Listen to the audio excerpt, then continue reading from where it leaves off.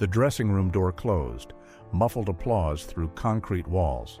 3,000 people chanting her name outside. Amy sat on a metal folding chair, stared at the mirror, black eyeliner smudged, beehive listing to one side, red dress damp with sweat. Silence. Not real silence. Never real silence backstage. Sound crew moving equipment. Tour manager on phone, security checking perimeter. But the performance silence. The after silence. When the music stops and you're just a person in a room. Blake knocked, entered without waiting for answer, handed her water bottle, sat on the floor beside her chair, said nothing, knew better than to speak immediately after shows. Amy drank, caught her breath, let heart rate settle. 15 minutes ago she was performing, giving everything. Now she was crash landing, coming down, re-entering Earth's atmosphere. Good show, Blake said finally. Was it? You know it was? I forgot lyrics in the third song. Nobody noticed. I noticed. The transformation happened fast. On stage, Amy was force of nature, confident, powerful, untouchable. Off stage, she was a 24-year-old woman who forgot lyrics and worried about it. The gap between personas exhausted her. Security knocked. 5 minutes to bus. Tell them 10, Blake said. Amy needed the time, needed transition, couldn't go straight from performance to travel. Had to find herself again first. Remember who she was when the spotlight wasn't on her. She stood, changed clothes, jeans and t-shirt, wiped off stage makeup, pulled beehive down into messy bun, watched herself disappear in the mirror. Stage Amy gone, real Amy emerging. Better? Blake asked. Different. That's not an answer. It's the only one I have. Most people never see this part. The after, the come down, the transformation from performer to person. They see the show, the lights, the applause. They don't see the metal folding chair and concrete room, the quiet, the distance between who you are on stage and who you are everywhere else. The tour bus waited outside. 40-foot vehicle, 8 bunks, tiny kitchen, bathroom the size of closet, home for the next 6 weeks. Amy climbed aboard, band already settling in, drummer playing cards, bassist on phone, keyboard player reading. Everyone tired, everyone coming down from performance high, everyone making small talk to avoid real talk. Good show tonight. Thanks. Manchester tomorrow. Yeah. Conversations that meant nothing. Said everything. Amy retreated to her bunk, drew curtain. Blake climbed in beside her. Tight space. Barely room for two, but necessary. She couldn't be alone right now. Couldn't handle the silence without someone anchoring her. You okay? He whispered. Ask me tomorrow. Will the answer be different? Probably not. The venue tonight was Brixton Academy. Historic place.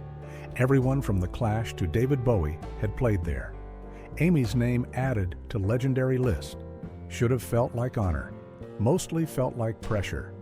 3,000 people, all wanting something, wanting the Amy they'd seen in videos, read about in magazines, imagined in their heads. None of them wanting the real Amy, the one who forgot lyrics, got nervous, felt small despite the spotlight. Blake's phone buzzed. He checked it. Nick wants to know about tomorrow's sound check. What about it? Whether you need extra time. Tell him yes. You always need extra time. Then why does he ask? Blake typed response, put phone away, wrapped arm around her. The bus engine started, gentle rumble beneath them. Movement, always movement, never stillness. Behind every performance is the invisible weight, the pressure to be perfect, the fear of forgetting, the exhaustion of being watched.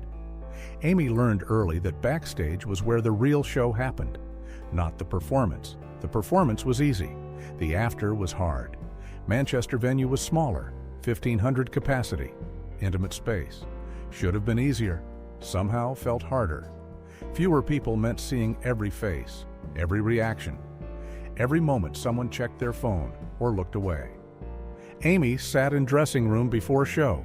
Different room, same metal chair, same mirror, same transformation ritual. Blake helping her with beehive, gentle hands, patient movements.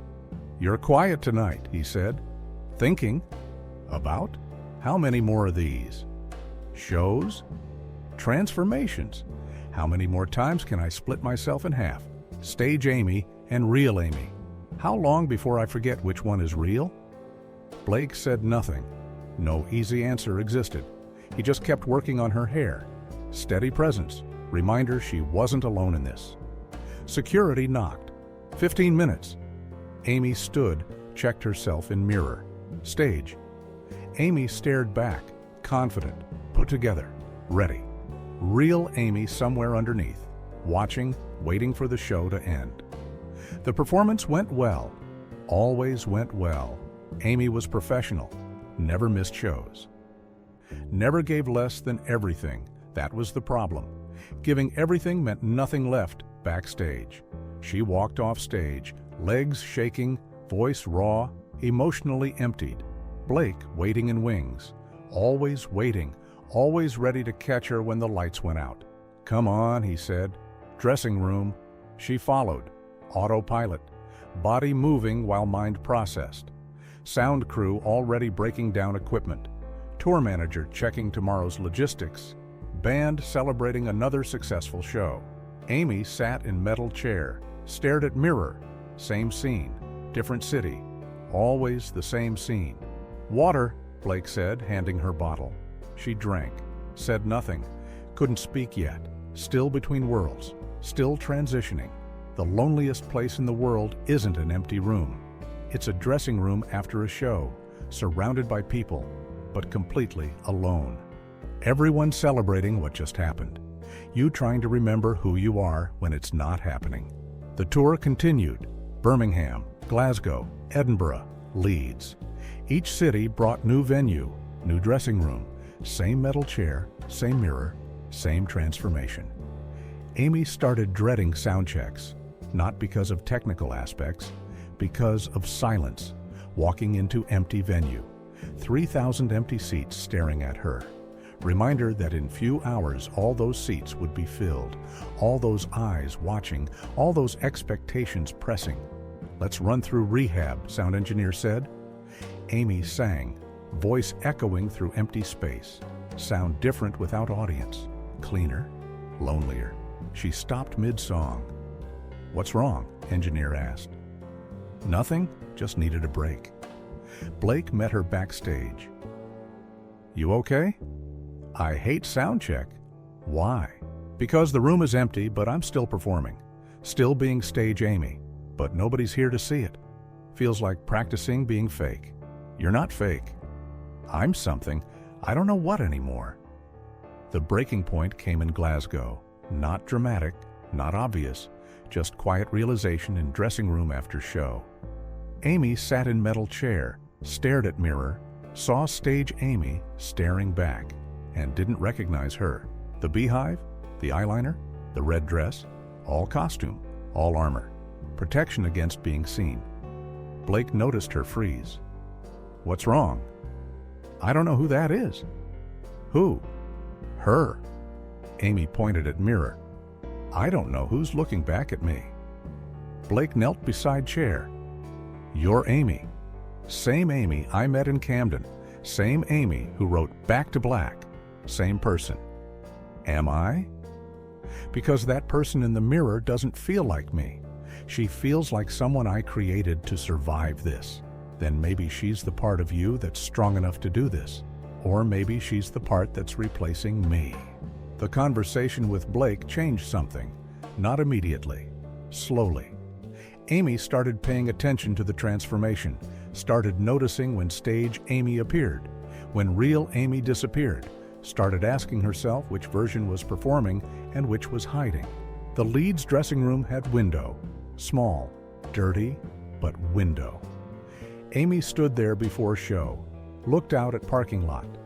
Normal world beyond venue walls, people walking dogs, buying groceries, living regular lives. Blake joined her, thinking about running, thinking about staying. You are staying. I mean really staying, being here. Not just performing and leaving, actually being present in these moments. You are present. I'm performing presence. That's different. Security knocked. 10 minutes. Amy didn't move from window. Watched woman with stroller navigate parking lot. Simple moment. Ordinary life. Everything Amy wasn't allowed to have. "I have to go," she said finally. "I know, but I don't want to. I know that too." The show that night felt different. Amy made conscious choice. Stay present. Don't disappear into stage Amy. Let real Amy exist even under spotlight. Risk being seen. She forgot lyrics twice. Voice cracked on high note. Missed cue for band.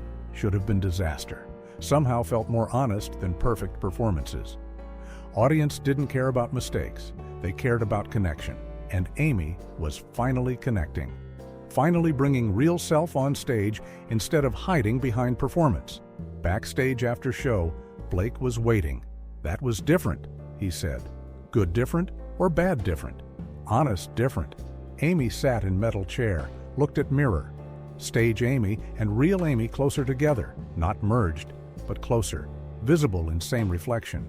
"I think I'm tired of splitting myself," she said. "Then don't. It's not that simple." "Maybe it is. Maybe you just bring all of yourself on stage. Let them see everything, mistakes included." "What if they don't like what they see?" "Then they don't. But at least you're being honest." The revelation wasn't sudden, wasn't dramatic, just quiet understanding that backstage honesty and onstage performance didn't have to be separate. Could be same thing. Amy being Amy. No transformation needed. No armor required. The final show of the tour was London. Shepherd's Bush Empire. Smaller venue. Intimate crowd. Amy's favorite kind of performance, where she could see faces, connect with individuals. Remember, she was singing to people, not to masses. Backstage before show, she sat in dressing room. Blake helping with Beehive. But Amy stopped him. "Wait. What's wrong? Can we do something different tonight?" "Different how?" "No Beehive, no full stage makeup. Just me. Hair down, minimal eyeliner, just Amy." Blake smiled. "You sure?" "No, but I want to try." They compromised. Half the Beehive. Less dramatic, more natural. Lighter makeup, still Amy's style, but softer, more vulnerable. Walking to stage felt different, lighter. Less armor meant more exposure, but also more honesty, more connection, more truth. The performance was imperfect. Amy's hair fell in her face. She laughed, pushed it back, kept singing, voice raw, honest, human. Audience didn't want perfection. They wanted truth. And tonight, Amy gave them truth. Backstage after show was quieter. Not lonely quiet, peaceful quiet. Amy sat in metal chair, looked at mirror, saw herself. Not stage Amy, not real Amy, just Amy, one person, present, whole. Blake sat beside her. "How do you feel?" "Tired, but good tired, not empty tired." "You were incredible tonight." "I was myself tonight. That's different than incredible." "Maybe it's the same thing." Security knocked but didn't rush them. Tour manager didn't push for bus. Band waited patiently. Everyone understanding something shifted tonight. Something important. Amy stood, walked to door, stopped, looked back at dressing room. Metal chair, mirror, space where she'd spent so much time transforming, performing, hiding. "I think I'm done with this," she said. "Done with what?" Blake asked. "The splitting, the transformation, the two versions. I think I'm just going to be Amy from now on, backstage and on stage. Same person, whatever happens." That's brave. That's necessary. I can't keep dividing myself. Eventually, there won't be anything left to divide. The tour bus ride home was different too.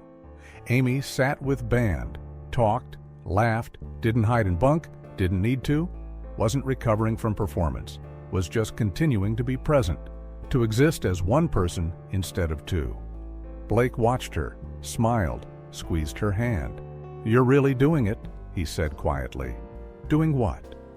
"Staying whole. Trying to. Don't know if I'll succeed. But I'm trying. That's all anyone can do." The bus pulled into London.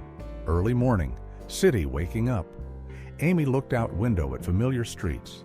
Camden approaching. Home. Real home. Where she could finally stop performing. Stop transforming. Just be. And for the first time in months, Backstage silence didn't feel lonely. It felt like relief, like permission to stop splitting herself in half, like possibility of being whole. Behind the stage lights, Amy learned the hardest lesson. Not how to perform. She already knew that. But how to stay herself while performing. How to bring truth instead of armor. How to connect instead of protect. How to be present instead of perfect. The metal chairs would always be there. The mirrors would always reflect. But now they reflected one person instead of two. Amy, just Amy. Whole and honest and human. And that was enough. When the venue's empty and the applause fades, what remains? Fame brings noise, constant, deafening, overwhelming. But in the quiet hours when the world stops watching, Amy faced her truest self. Next time, we explore the silence between the shows, the moments alone, and what happens when you can finally hear your own voice again. Don't miss the next episode.